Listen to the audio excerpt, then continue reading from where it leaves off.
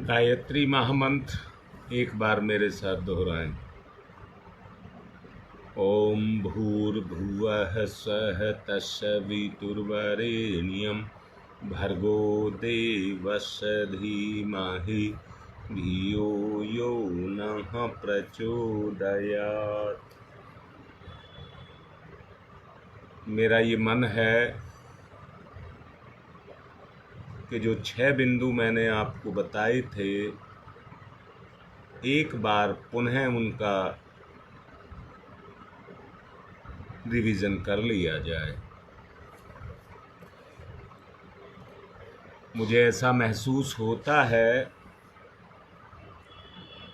कि सचमुच अगर हम इन 6 नियमों को किसी तरह से अपने जीवन में उतार सके तो हमारा उद्धार हो जाएगा।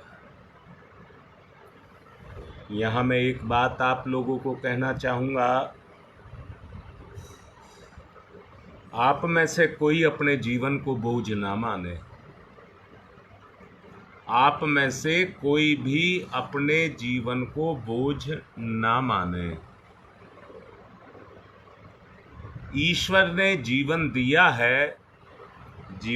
है, आपका शरीर आपको दिया है। ये जान लेना, शरीर जीवन नहीं है। आपको आपका जीवन दिया है, पर उसने सारे साधन सुविधाएं भी आपको दी हैं।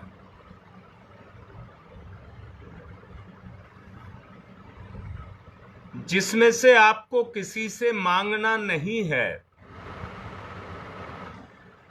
इसलिए जीवन बोझ नहीं है।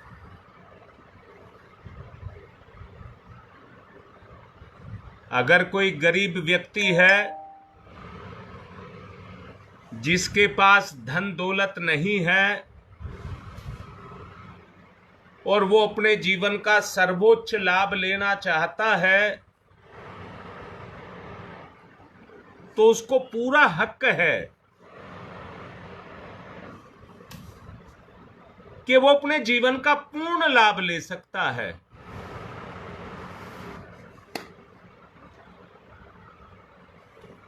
हाँ बेटा, ये दुनिया, ये संसार, ये घर, ये सब चीजें मेरा जीवन नहीं है। मेरा जीवन इन सब से हट करके है। और जैसा मैंने अभी कहा,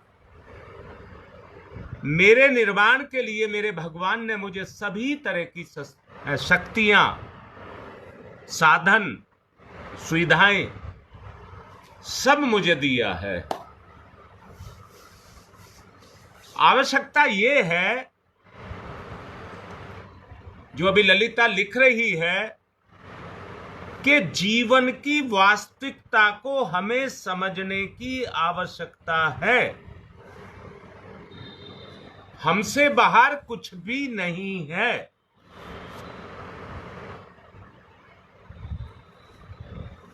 लोग गलती से ये समझ बैठे हैं कि पूरे जीवन का लाभ उठाने के लिए उनके पास समुचित साधन नहीं है, रुपया नहीं है। और गलती है ये हमारी। सत्य ये है, मैं पूछ रहा हूं आपसे, 2 चीज, प्रतिभा और क्षमता। प्रतिभा और क्षमता, ये 2 चीज आपके पास है या नहीं है?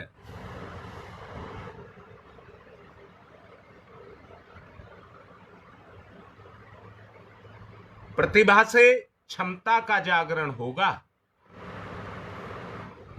प्रतिभा से क्षमता का जागरण होगा। और प्रतिभा का जागरण करने के लिए हमें बुद्धि का इस्तेमाल करना होगा। सारा सिस्टम इस बुद्धि से ही चलता है।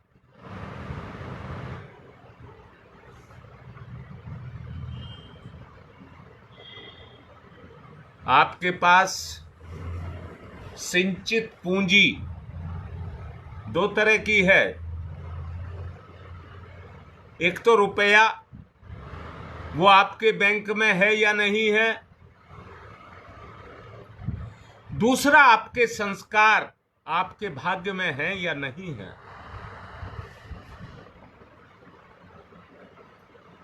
परंतु दोनों चीजों को आप कमा सकते हैं अपनी प्रतिभा के सहारे।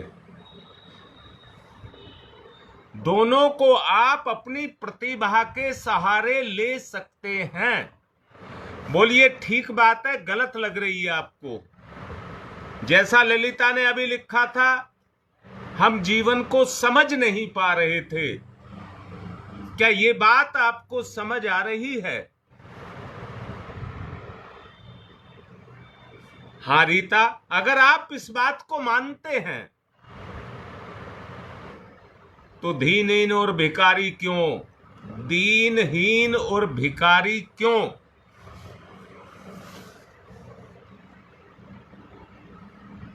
सत्य बात है ललिता, ये बिल्कुल सही बात है।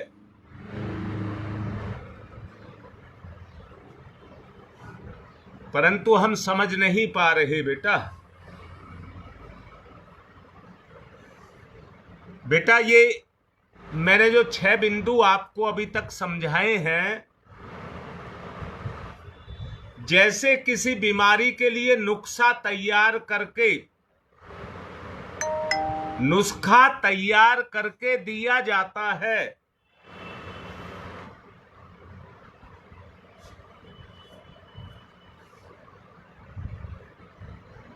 इन्हीं 6 सिद्धांतों को एक साथ इकट्ठा करके जीवन को सत्य के मार्ग पर चलाया जाता है।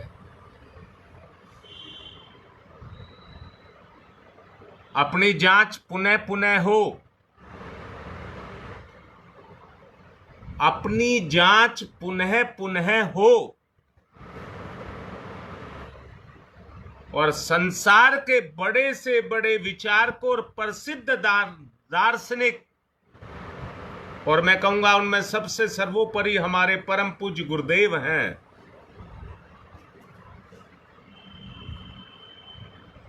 हमारे गुरु से बढ़कर के लिए हमारे लिए कोई नहीं है।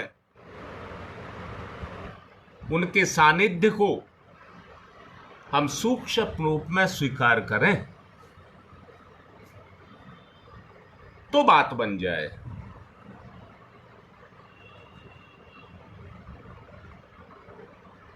उसके लिए आपसे कहा गया, 6 बिंदुओं के बारे में आपसे कहा गया, जीवन का लक्ष्य निर्धारित करें। मैंने पिछले दिनों आपसे कहा था कि महात्मा गांधी ने ये कहा था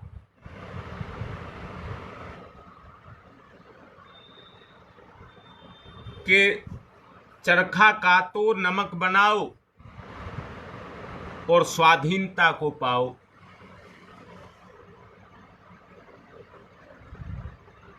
पहला लक्ष्य है अपने जीवन को स्वाधीन बनाना।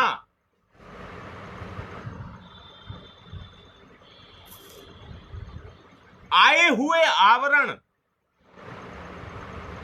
जो हमारी चेतना पर हैं, आए हुए आवरण जब तक हमारे ऊपर क्रियाशील रहेंगे, वो हमारे कर्म हमको नहीं करने देंगे। जिस जीवन के लक्ष्य को हम निर्धारित करते हैं, हम ही उसको तोड़ते जाते हैं।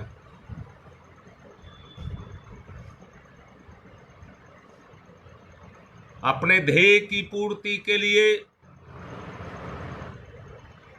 सेवा भाव को हमें अपने अंदर जागृत करना होगा। सेवा भाव को हमें अपने अंदर जागृत करना होगा, जो निरंतर हमारी चेतना पर काम करे। अब यहां समझने की आवश्यकता है, लोभी के ऊपर हमेशा काम करता रहता है लोभ।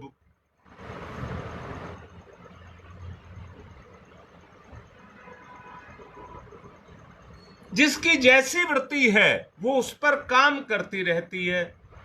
अर्थात मैंने क्या कहा है कि सेवा भाव ही हमारे जीवन का लक्ष्य हो।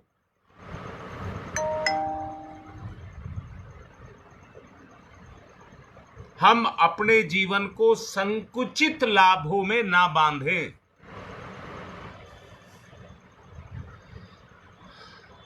और अपनी परिधि का विस्तार करें। सेवा से अपनी परिधि का विस्तार करें। जो व्यक्ति गुरुदेव कहते हैं दूसरों के लिए जीता है और उनकी सेवा करता है, अक्षय कीर्ति का भागीदार बनता है।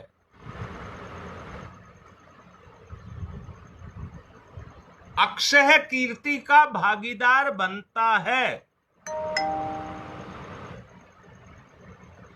बेटा उसके बगैर नहीं हो सकता। सेवा तभी हो सकती है जब मैं सबको अपना और अपने जैसा मानूं।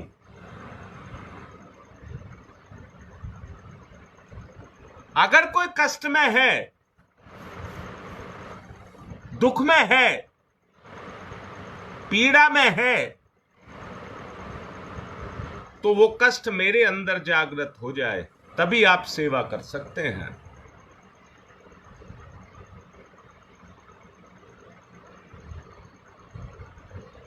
ये संवेदना भी योगेश बेटा जगानी पड़ती है। होती सबके अंदर है। जब तक संवेदना नहीं जगेगी तो आपको कष्ट नहीं अनुभव होगा, और अनुभव नहीं होगा तो आप दूर नहीं करेंगे। अपनापन, अपनापन, संवेदना। देखो भाई, रुपया पैसा बढ़ाने की ललक तो हर किसी के अंदर है, परंतु रुपए जैसी ललक अगर जीवन को बढ़ाने के लिए लग जाए तो हमारा उद्धार हो जाए।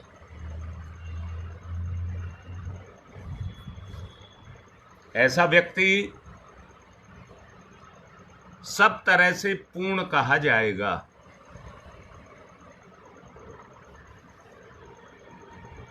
आप स्वयं देखिए, यदि आप सेवा भावना का प्रयोग करते हैं, आप अधिक से अधिक रुपया कमाइए, परंतु जब किसी का कष्ट अनुभव होगा तो उसके पीछे आप अपना पैसा भी लगाएंगे। पर ये याद रखना, जो अपने आप को इस रूप में खर्च करता है वो खर्च नहीं करता है, बोता है, बोता। दूसरी बात कही, धारणा, धैर्य की धारणा।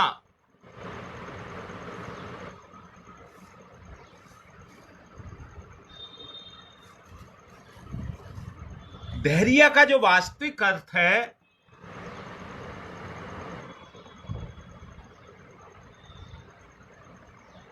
अपना अधिक से अधिक जिम्मेदारी को पूरा करना।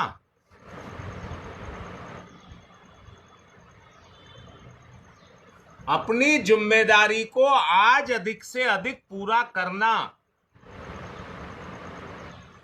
आज के काम को कल पर ना छोड़ना। वो तभी छूटता है जब व्यक्ति के पास धैर्य नाम का गुण नहीं होता।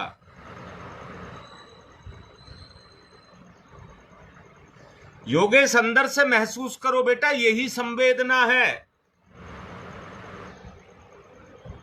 अंदर से महसूस करिए। आपके अंदर एक बात बताता हूं बेटा, एक बात बताओ, तुम सब मिलकर के बताओ।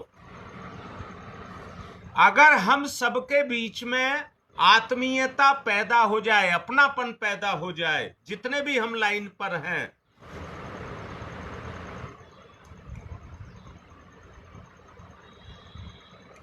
अगर वो आत्मीयता पैदा हो जाए तो हमें लोभ, मोह, काम, क्रोध, तृष्णा वो नहीं हमारे ऊपर काम करेगी, परंतु एक दूसरे को देख करके सेवा भाव जगता चला जाएगा। उन दिनों को याद करिए जब गुरुदेव के बड़े बड़े प्रोग्रामों में आप लोगों ने मिलकर के काम किया। कितनी संवेदना जगी।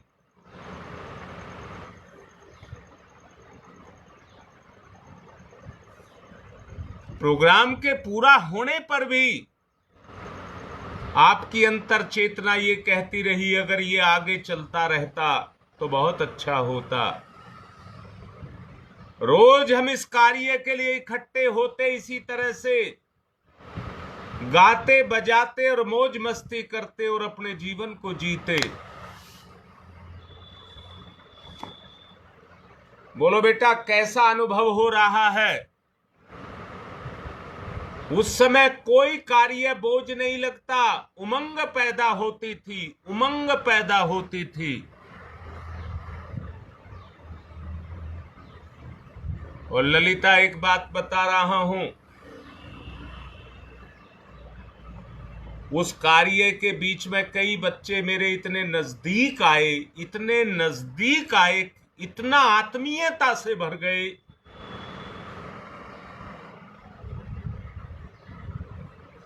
कि उसे मैं शब्दों में नहीं कह सकता।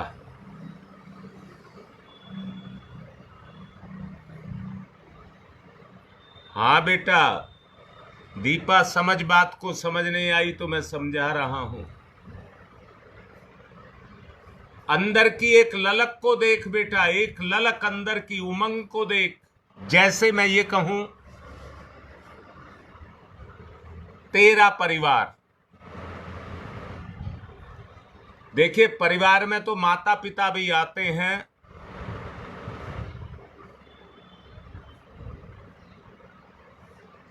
कुटुंब शब्द नहीं बोला है, तेरा परिवार। अगर तुम 6 व्यक्ति हो और उद्देश्य सबका एक हो, मैंने अभी दोबारा बोल रहा हूं बेटा, व्यक्ति हो 6 और उद्देश्य है एक, और वो उद्देश्य है जीवन, तो जीवन तो 6 के 6 का है, परंतु 6 के 6 एक साथ मिलकर के कर्म को करें तो कर्म में इतनी उमंग पैदा होगी, कर्म में इतनी उमंग पैदा होगी कि एक दूसरे पर मर मिटने के लिए तैयार होगा। एक से एक बढ़कर के भावना के साथ अपने कर्मों को करेंगे।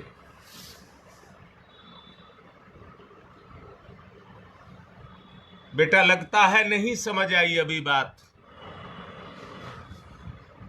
सबका जीवन अपनी अपनी तरह का है, सबकी समस्याएं अपनी अपनी तरह की हैं, पर मिलकर के अगर उस जीवन को जिया जाए तो उससे बेटा उमंग जगती है, उमंग।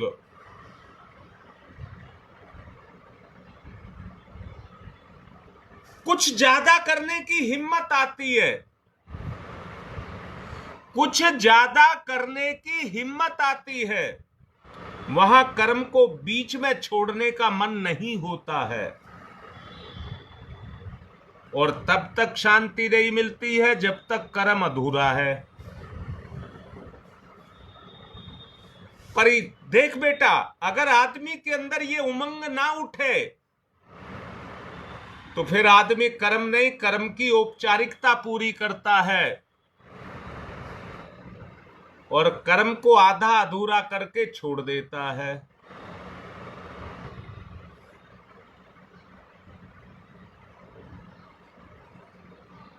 आ गया समझ बेटा?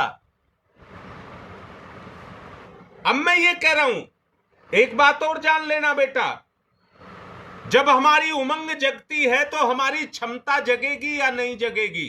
कर्म करने की क्षमता, और इतनी जगेगी कि हम किसी भी कार्य को अधूरा नहीं छोड़ सकते।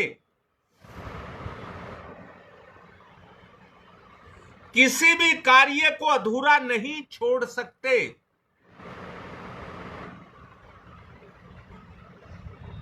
बेटा,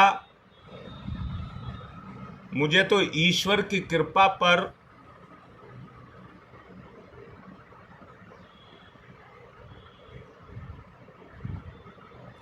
क्या शब्द लगाऊं, इतना बड़ा गर्व होता है।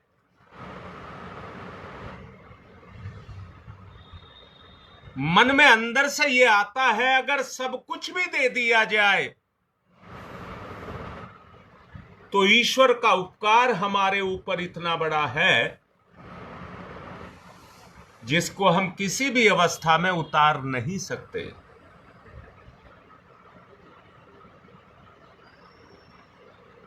अगर जीवन को अमर बनाना है तो उसकी जो औषधि है वो हमारे रिश्ते हैं। जहां पर किसी रुपए धन दौलत साधन की जरूरत नहीं होती, केवल हमारी प्रतिभा की जरूरत होती है।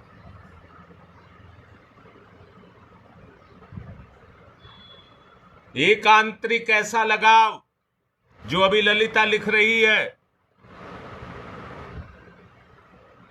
तड़प उठे, अंदर से तड़प उठे,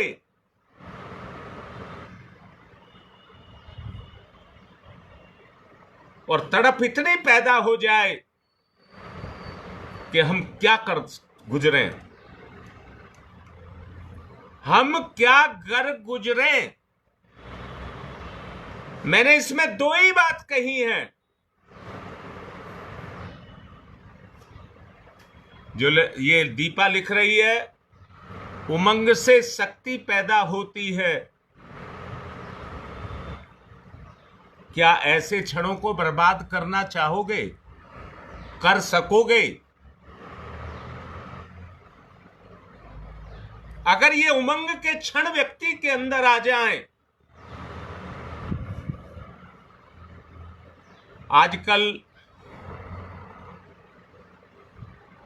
जो समय है उसमें से यही गुण निकल गए हैं।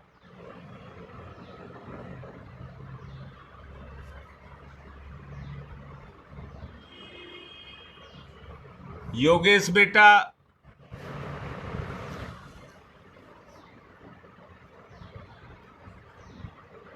शकुंतला भी लाइन पर है। मैंने ये देखा, पहले गांव में मेले लगते थे, मेले जो साल में एक बार लगता था।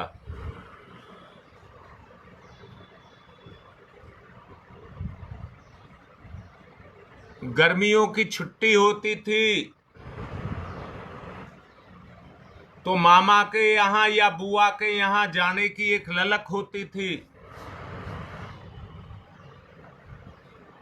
मुझे अच्छे से याद है, आज भी मेरे अंदर उसकी अनुभव है। जब हम मेले में जाया करते थे, गांव से 4 किलोमीटर के आसपास था, 4-5 किलोमीटर था वो जगह जहां मेला लगता था। तो लड़के लड़के सारे इकट्ठे हो जाते थे, सारे इकट्ठे,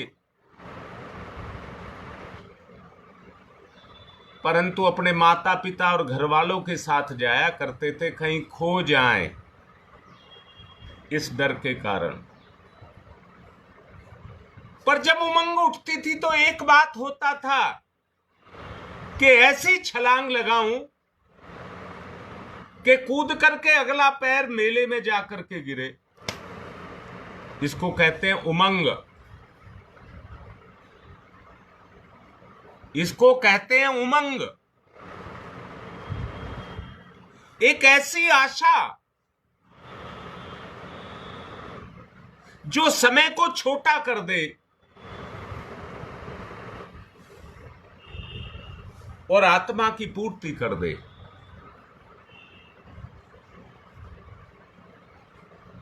मामा बुआ के यहां जाया करते थे, इतने साधन नहीं होते थे, यहां तक के घर में पहनने के कपड़े अलग और रिश्तेदारी में जाने के कपड़े अलग हुआ करते थे। एक जोड़ी कपड़ा हर कोई अपना अलग से रखता था, मैं कहीं जाऊंगा तो तब इसे पहन के जाऊंगा। उस दिन नए अपने परिधान को वस्त्रों को पहनता था और जाने की एक ललक होती थी। उसको कहते हैं उमंग। उमंग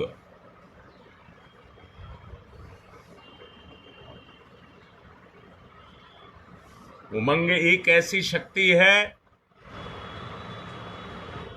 जो फूल के समान प्रसन्नता आपके अंदर भर दे, खिलखिलाते पुष्प के समान प्रसन्नता आपके अंदर भर दे, उस ललक को आपके अंदर पैदा कर दे। शकुंतला यही बात कह रहा हूं, बाबू देख ले, आज तो कहीं 100 कदम भी चलने पड़े तो आदमी को बोझ लगता है,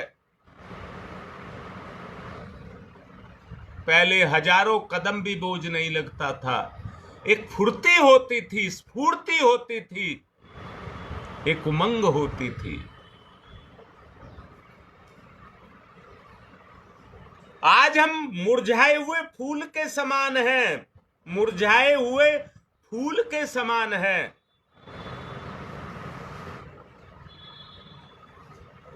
अधैर्य के कारण, अधैर्य के कारण समय छोटा पड़ रहा है। इसलिए अगली बिंदु को ले रहा हूं, विगत चिंताओं को छोड़ दें।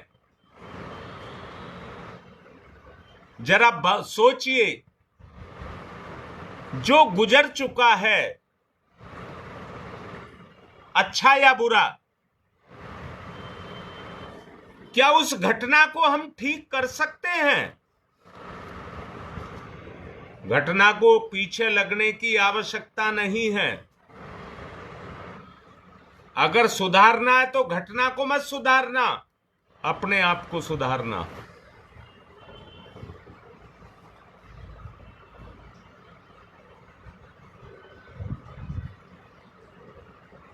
ये चीजें हमें पंगु बनाती हैं, रात दिन हमारे मस्तिष्क पर चढ़ी रहती हैं।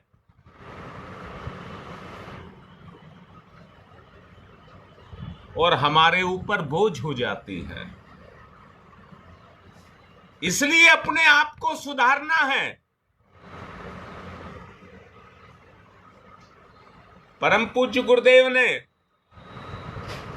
उसके लिए एक रास्ता बताया था, जो मैंने आपको बताया है। एक डब्बा बनाइए, जिनके लिए पश्चाताप आपके मन में होता है, उन घटनाओं की पर्ची बना करके लिख करके उसमें डाल दीजिए। और कहा था बुधवार का दिन इसी नाम के लिए रखिए कि मुझे आज सारी समस्याओं का समाधान करना है। शायद 6 दिन बीतते बीतते वो समस्याएं हल होने लग जाएं, अपने हल। जो आपकी आत्मा कहे अब इसका कोई दिक्कत नहीं रहेगी, उस पर्ची को फाड़ दें।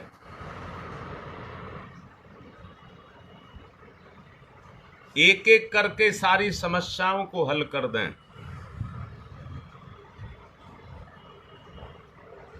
नहीं तो वो चित्र आपके मन पर छाए रहेंगे। अपने मन को साफ करें।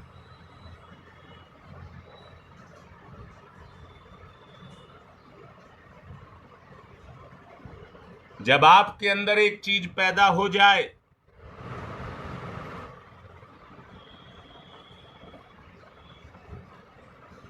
कि ये मैं बुरा करता रहा, उसको विसारना होगा।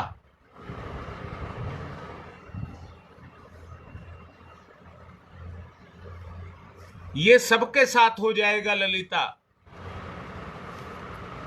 बेटा अपना उदाहरण पेश करो।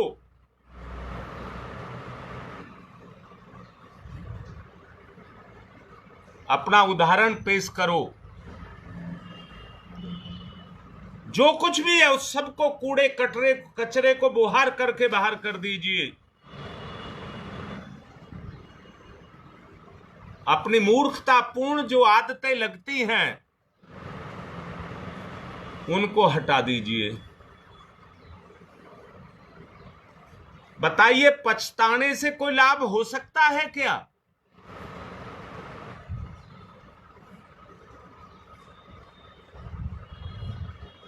कभी भी बीती हुई चीज पर मूर्खतापूर्ण आदतें ना करें, गलती को ना दोहराएं। इससे निकल करके आएगा आपके जीवन का उजला पक्ष। आपके जीवन का उजला पक्ष इससे निकल करके आएगा। उसमें अपनी अच्छी आदतों को विकसित करिए। उसमें अपनी अच्छी आदतों को विकसित करिए।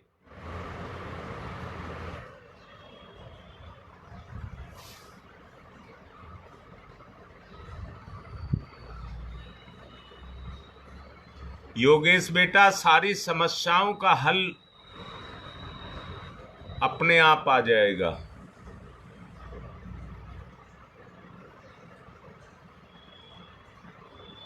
लाडली बेटी, मैं फिर से कह रहा हूं, 2-4 बच्चे इस श्रेणी में आ रहे हैं।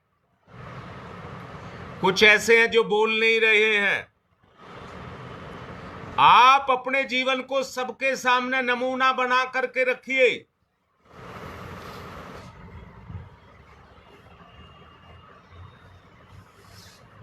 शकुंतला, जो मैं बात कह रहा हूं,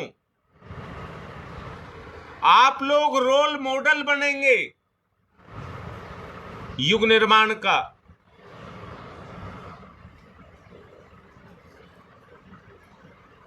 आपकी शक्ति मामूली नहीं है, वो निम्न कार्यों में लगे। जीवन एक बहुत महत्वपूर्ण प्रश्न है। ललिता, सोच जो मैं बोल रहा हूं। जीवन एक बहुत महत्वपूर्ण प्रश्न है, समस्या है। इसका हल निकालना है। उसके लिए मैंने एक बात और कही थी। अपना बड़प्पन, दूसरों की निंदा, मिथ्या व्यवहार, गपशप और करके भी श्रेय नहीं लेना, ना करके तो बिल्कुल नहीं लेना। अगर आपने कोई काम नहीं किया और आपको कोई श्रेय दे रहा है तो नहीं लेना, और किया है तो भी श्रेय नहीं लेना। याद रखना बेटा, अगर अपने कर्म की प्रशंसा तुमने सुनी, देखिए अपने आप को आप किसी से हटा नहीं सकेंगे। जब आप सेवा भावी होंगे तो प्रशंसा जरूर होगी। परंतु अंदर से प्रशंसा के चक्कर में ना आए।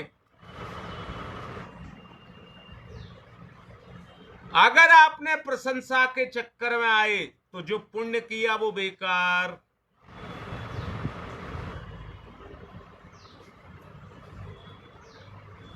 दीपा बेटी, बहुत लाड करता हूं, बहुत प्यार करता हूं। अगर मेरे शब्द आपको समझ आ रहे हैं तो गाड़ दें, अपने आप में गाड़ दें उनको।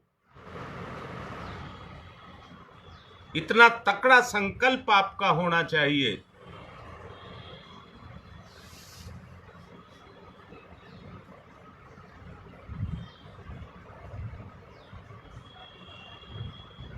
सुदेश बेटा, शरीर और समस्याओं, शरीर से संबंधित समस्याएं जो आज आपके पास हैं, अगर इनमें नहीं रहते तो कोई हल नहीं निकलता। कल मैंने आपको बड़े अच्छे से समझाया था इंद्रियों के बारे में। अगर ये इंद्रियां ना होती और काम ना करती तो हम गोबर गणेश होते।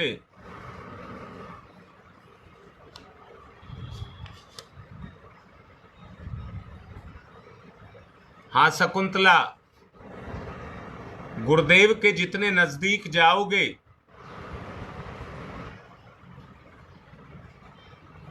जितना नजदीक जाओगे उतना प्रभाव आपके ऊपर काम करेगा।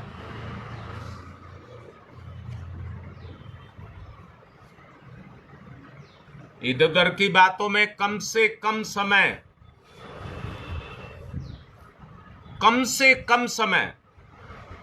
ज्यादा से ज्यादा समय अपनी प्रतिभा को निखारने के लिए लगाएं।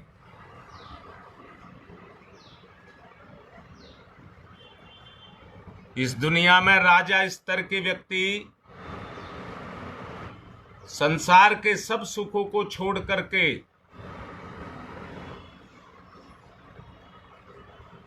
फाके में आ गए। फाके में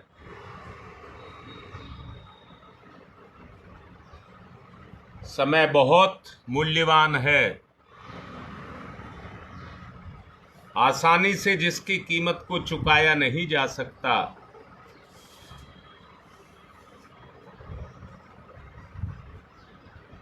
अपनी खोज करना ही अमित मार्ग है।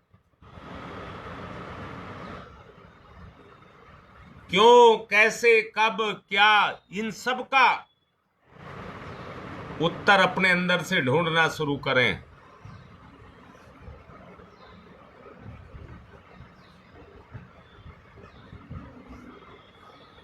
रीता बेटा, ये स्वाभाविक है। आप अपनी वृत्तियों को दबा सकती हैं, हमें दबाना नहीं है, परिवर्तन लाना है।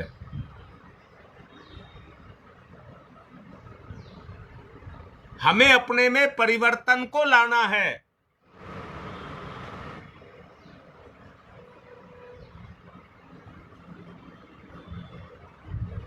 जी हां योगेश,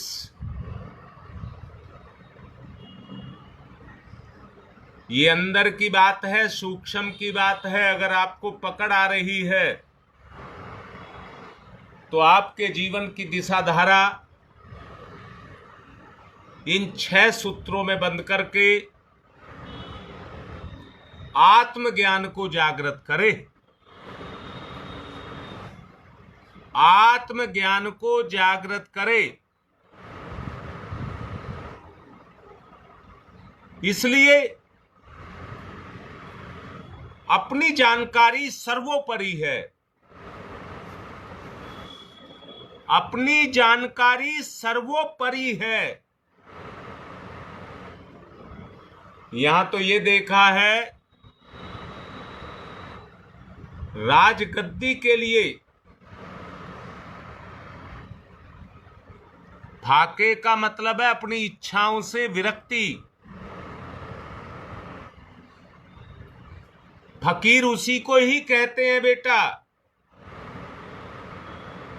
जिसके पास एक समय का अभी ना हो और दूसरे समय की कोई चिंता नहीं, उसको फकीर कहते हैं।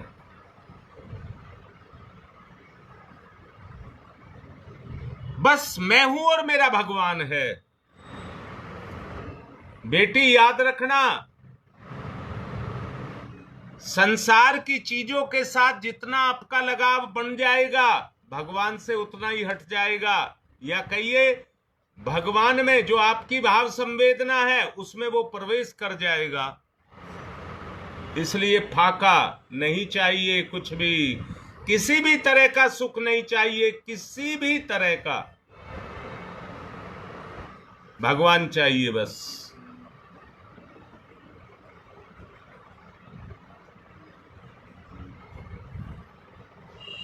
समापन, क्योंकि समय ज्यादा ले लिया है, समापन की तरफ जा रहा हूं। बस यही कहते हुए आपको अपनी जानकारी लेनी है। ये जीवन का नुस्खा है, नुस्खा।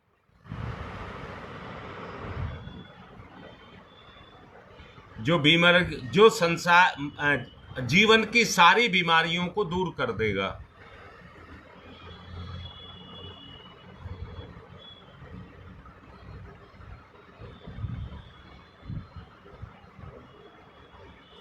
जी सुदेश, भगवान ही सब कुछ है। ओम तम सोमा ज्योतिर्गमय, तम सोमा ज्योतिर्गमय, तम सोमा ज्योतिर्गमय, असतो मा सद्गमय, असतो मा सद्गमय, असतो मा सद्गमय,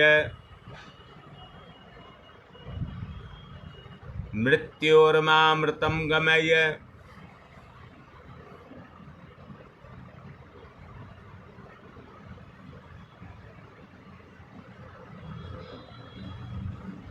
अमृत्योर्मामृतं गमय,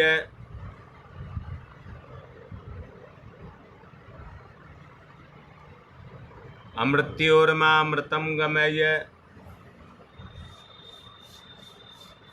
तमसो मा तमसो मा तमसो मा ज्योतिर्गमय, ज्योतिर्गमय, ज्योतिर्गमय, असतो मा अस्तो मा अस्तो मा सद्गमय, सद्गमय, सद्गमय, मृत्योर्मा मृत्योर्मा मृत्योर्मा अमृतं गमय, अमृतं गमय, अमृतं गमय है।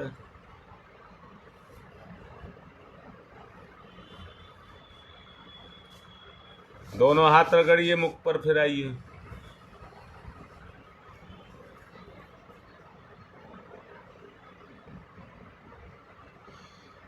सुदेश बेटा, ऐसे ही विचार गुरुदेव के भी हैं। तो हमारे ससुर कहाँ हैं, हमारे पापा कहाँ हैं? विचार में है, विचार में। शरीर का आकार अलग हो सकता है, बनावट अलग हो सकती है, परंतु ना पापा कहीं गए हैं, ना ससुर कहीं गए हैं, ना और कोई कहीं गया है, सब विचार हैं। विचार को व्यक्त करने के लिए आकार सबको धारण करना पड़ा है, पर हैं तो हम वही जिसको कहा है मैं क्या हूं।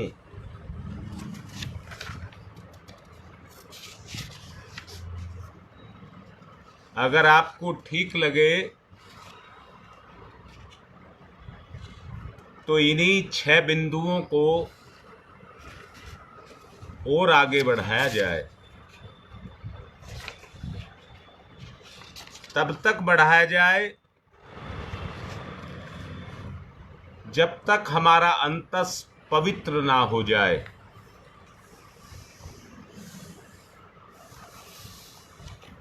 बोलो ठीक बात लग रही है? अगर लग रही है तो मैं इन्हीं बिंदुओं को 6 के 6 इससे आगे फिर चलाऊंगा और गहराई में आपको समझाऊंगा। जैसे मैंने कहा,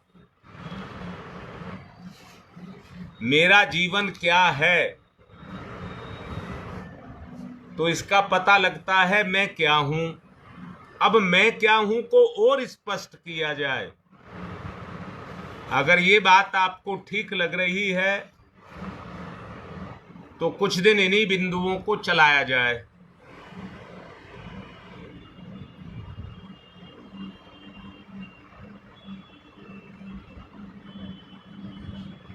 ठीक है, कल से इसी को चलाऊंगा, मैं क्या हूं। यहां से फिर दोबारा शुरुआत करेंगे। आप आज जितना बताया गया है बस इतना है, इस नुस्खे को लेते रहना।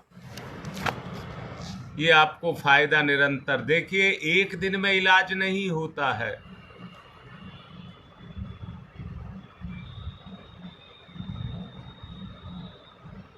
बेटा वो तो पहले रहेगा। मैं गुरु गीता को फेल नहीं होने दूंगा। वो तो पहला उद्देश्य है मेरा।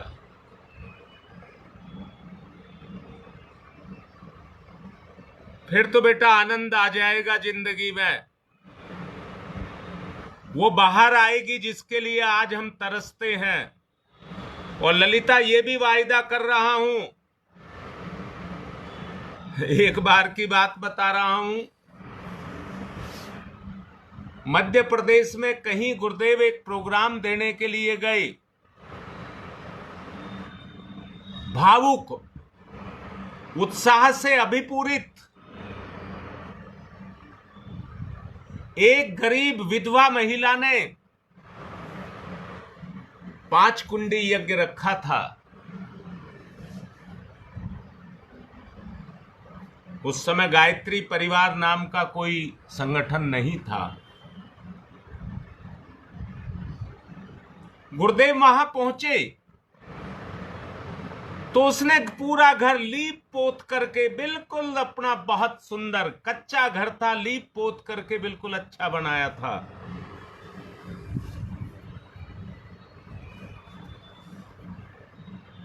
घर के पास एक जगह खाली पड़ी थी, उसको भी बिल्कुल साफ सुथरा लीप करके बनाया हुआ था और उसमें 5 कुंड बनाए थे, जैसा गुरुदेव ने बताया था। गुरुदेव अपना बक्सा लेकर के वहां पहुंचे। प्रोग्राम शुरू होना था। 1-2 सहायक के अलावा कोई उनके पास नहीं था। सबके घरों में उसने बुलावा दिया, प्रयास किया, परंतु कोई आने को तैयार नहीं था। गुरुदेव ने कहा 5 कुंडी यज्ञ ही होगा।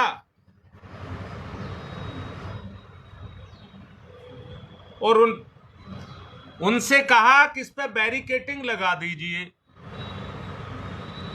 अब बैरिकेटिंग तो जनता को रोकने के लिए लगाई जाती है। अब गुरुदेव का कहना कौन टाले,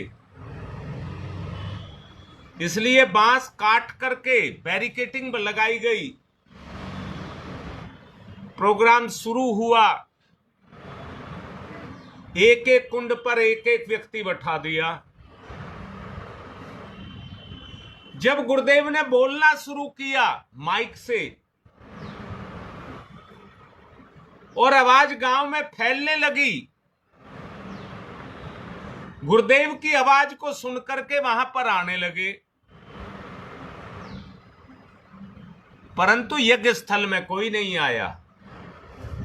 आस पास थोड़ा दूर खड़े होकर के सब तमाशा देखने लगे।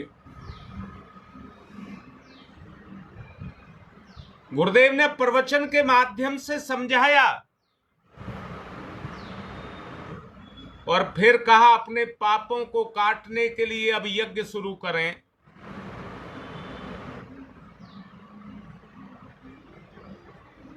जैसे ही यज्ञ शुरू की बात गुरुदेव ने और पाप काटने की बात कही, तो सबके मन में एक ऐसी वो पैदा हुई, उसको लालच भी कह सकते हो, एक उमंग भी कह सकते हो, कि एक दूसरे का मुंह देखने लगे। ये चले तो मैं भी चलूं। कुछ देर कोई नहीं चला, पर यज्ञ शुरू हुआ तो उसमें से एक दो निकल करके यज्ञशाला में प्रवेश कर गए। और जब निकल करके प्रवेश कर गए तो एक के पीछे दूसरा, दूसरे के पीछे तीसरा, लाइन लग गई और सारे कुंड भर गए, वेटिंग भी भर गई। सारा गांव खिंच करके वहां पर आ गया। ललिता, शकुंतला, योगेश, दीपा, मैं बेटा सबका क्या नाम लूं, तुम्हारा वो प्रभाव कल विकसित होगा जो सारे पाप को खींच करके यज्ञ कुंडों में झोंका जाएगा। वो ईंधन बनेगा और समाज यज्ञ करेगा, युग परिवर्तन आएगा। एक बात और मुझे समझ आती है, कल मैं नमक के गर्म पानी से कुंजल कर रहा था। भगोने में पानी गर्म किया, कटोरी में करके कुंजल करना था। जैसे ही पानी कटोरी में डाला तो कटोरी उतनी ही गर्म हो गई जितना पानी गर्म था। एक अंदर से एक भाव विचार के रूप में आया कि पानी डालते के साथ ही इसने इस कटोरी को गर्म कर दिया, इसका स्वभाव बदल गया।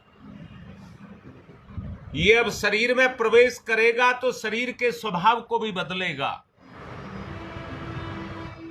मैं भी आपसे कह रहा हूं, बेटा जब ये चलेगा, जो आज आप लिख रही है ललिता, परिवर्तन परिवर्तन परिवर्तन, ये आपके जीवन को बदल देगा। समय बहुत ही ज्यादा ले लिया आपका, इसलिए यहीं पर विराम दे रहा हूं। एक ललक पैदा करना, लगन पैदा करना। आज की बात समाप्त।